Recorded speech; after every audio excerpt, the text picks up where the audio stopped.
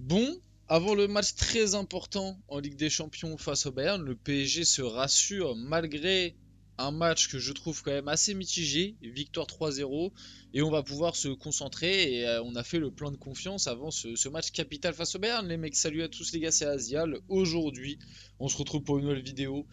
On va débrief ce PSG Toulouse, victoire 3-0, comme je l'ai dit un petit peu plus tôt, je suis très mitigé. J'aimerais vraiment avoir votre avis dans les commentaires parce que je sais pas si je commence à devenir aigri vis-à-vis de cette équipe et vis-à-vis des prestations du PSG, enfin aigri ou alors peut-être un petit peu trop exigeant. Mais malgré la victoire 3-0, moi j'ai quand même vu des choses qui m'ont un peu déplu, que ce soit dans certaines prestations et même dans finalement la globalité du match, parce que déjà je trouve que le 3-0 est un peu sévère personnellement. Tu marques deux buts en fin de match. La plupart du match, tu as été 1-0 et tu as quand même subi pas mal d'occasions. D'ailleurs, après, on va aller faire un petit tour sur FootMob. Ça va permettre de voir un petit peu la domination du PSG et tout. Globalement, le PSG maîtrise quand même son match, mais j'ai le sentiment que à des moments, il y avait les situations pour que Toulouse nous fasse mal. Encore une fois, une mauvaise maîtrise peut-être des temps faibles.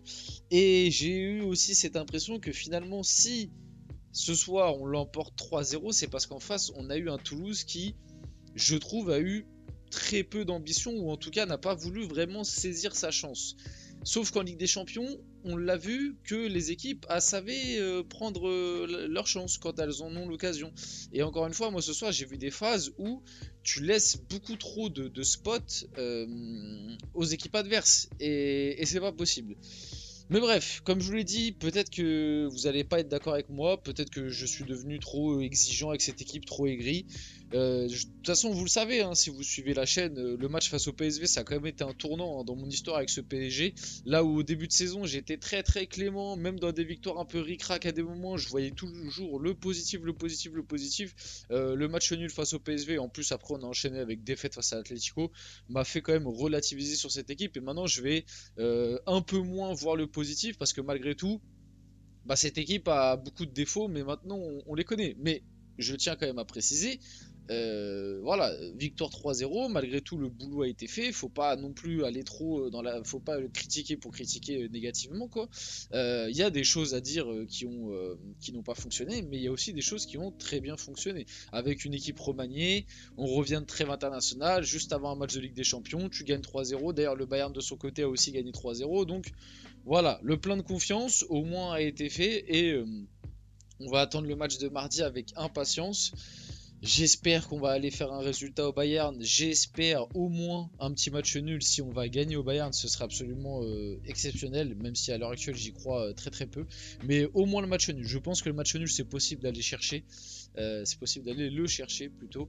Donc voilà, je vous ai même pas dit, enfin j'ai même pas dit de liker, de commenter, de partager, de s'abonner. Voilà, n'hésitez pas, liker, commenter, partager.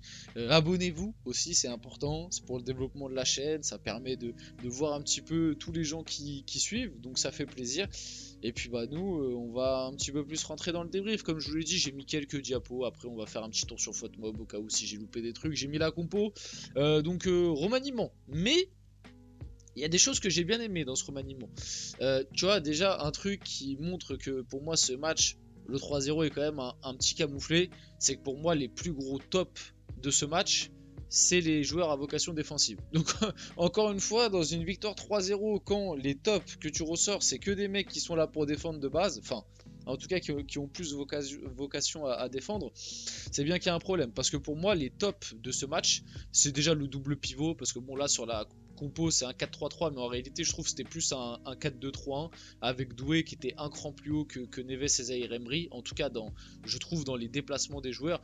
Et ce double pivot Joao Neves Zaïre Emery a, je trouve, très très très très bien fonctionné. Les deux ont été très bons. Joao Neves buteur, excellent, on en reparlera après. Zaïre Emery, on commence petit à petit à revoir du bon Zaïre Emery. Il enchaîne avec l'équipe de France face à Israël. C'était l'un des meilleurs, même si bon, je vais plutôt dire c'était l'un des moins pires parce que la prestation n'était pas non plus dingue. C'était l'un des moins pires en tout cas, dans un rôle un peu particulier. Ces derniers matchs avec le PSG, il y avait aussi pas mal de mieux, même si voilà, encore une fois, mais après c'est quelque chose aussi que qu'on peut pas trop lui demander parce que c'est en rapport avec son profil, mais à des moments c'est un peu yaourt nature, ça manque un peu de créativité, mais en fait c'est juste son profil quoi. On peut pas lui demander des choses qu'il est incapable de faire quoi. Donc, enfin en tout cas moins capable de faire que certains. Mais très très bon, encore une fois aujourd'hui, buteur face à l'Atlético aussi on n'oublie pas. Donc voilà, Hakimi qui a aussi été très bon. Passeur décisif sur le premier but de João Neves et encore une fois je trouve qu'il fait un match où dans l'implication, dans les courses, dans la mentalité etc. rien à redire. La charnière Beraldo-Skriniar m'a surpris. Franchement, alors il y a des, tu vois, il y a eu 2-3 moments où bon la prise de vitesse ça faisait un peu peur parce que les deux sont quand même super lents, mais globalement la charnière je trouve a fonctionné. En plus j'ai trouvé assez complémentaire avec Beraldo.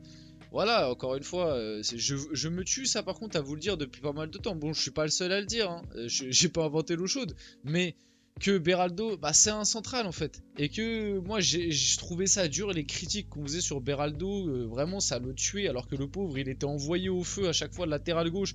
En plus, très souvent quand Luis Enrique le mettait latéral gauche, c'était quand il y avait des ailiers en face qui étaient des ailiers virevoltants. Bah, quand tu vois le profil de Beraldo, tu te doutes bien que déjà sur un côté c'est compliqué, mais en plus si tu le mets contre Zegrova, bah oui forcément que ça va être encore plus compliqué.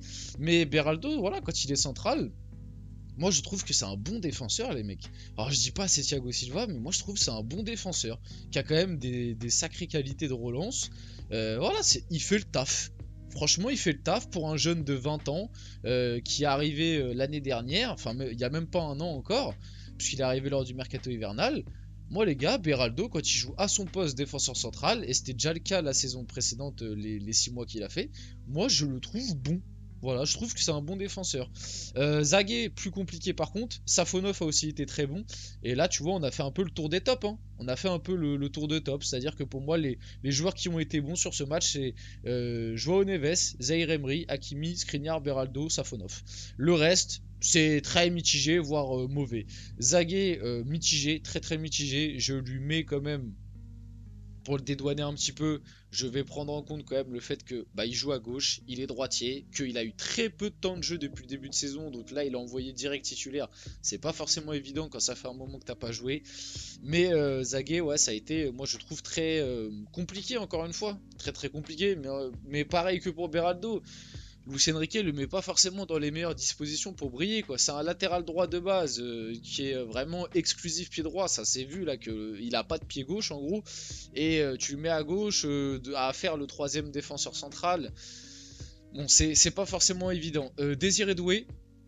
En plus on en a parlé très récemment parce que frustré de son côté par rapport à ses débuts au PSG. Bon, ça n'a pas été foufou encore une fois et pourtant là il a été enfin testé au milieu de terrain. Moi-même je le réclamais, je disais depuis le début de saison il a été testé à tous les postes sauf à son poste, donc au milieu de terrain. En plus là il était vraiment au milieu avec une certaine liberté un peu numéro 10.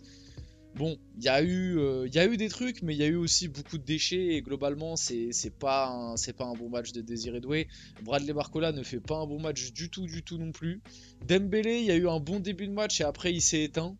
Donc très compliqué aussi par rapport à ça. J'ai voilà, un peu déçu de Dembélé.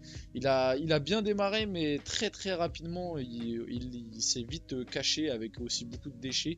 Et puis Asensio, Casper le fantôme. Asensio qui joue faux neuf. Donc tu peux te dire, bon, faux neuf à la limite qui pèse pas offensivement, c'est pas grave s'il participe un peu au jeu. Il ne participe pas non plus au jeu. Donc en fait, c'est un faux neuf qui est ni attaquant ni milieu de terrain, c'est-à-dire qu'il ne sert à rien dans les deux partiments du jeu, donc il ne sert pas à la création et il ne sert pas à finir les actions, donc c'est magnifique. En gros il est là et il sert pas à grand chose, mais il pèse pas sur les défenses et il participe pas au jeu, donc voilà par rapport à ça. João Neves était une nouvelle fois très solide ce soir. Voilà un peu les stats. Bon, c'était le truc Sora, on s'en fout un petit peu, mais c'est juste pour mettre les stats un peu en dessous. Donc un but et là, ouais, le but est magnifique. Magnifique volet, 92% de passes réussies, duel aérien remporté, duel au sol remporté.